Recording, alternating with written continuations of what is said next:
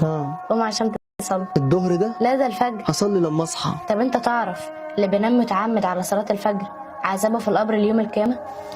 حاضر هقوم. صلاة الفجر ضمان لدخولك الجنة. تختار محمد رسول الله أو $1,000,000؟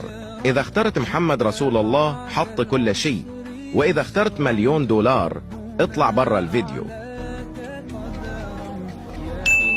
نجاه لك من النار. النبي صلى الله عليه وسلم قال: من صلى البردين دخل الجنة، وهما العصر والفجر. ربنا سبحانه وتعالى يقول للملائكة: كيف تركتم عبادي؟ يقولون الملائكة: تركناهم يصلون. والنبي صلى الله عليه وسلم قال: من صلى الفجر في جماعة فهو في ذمة الله. يعني ما تخافش من أي حاجة تحصل لك في اليوم ده، غير إن هي هتخليك تشوف ربنا يوم القيامة. انت شايف حاجة دلوقتي؟ لا. يوم القيامة والصراط هيبقى يوم مظلم زي كده. صلاة الفجر هي اللي هتنور لك اليوم ده. من صلى الفجر في جماعة كأنه قام الليل كله. قوم صلي وما تكسلش.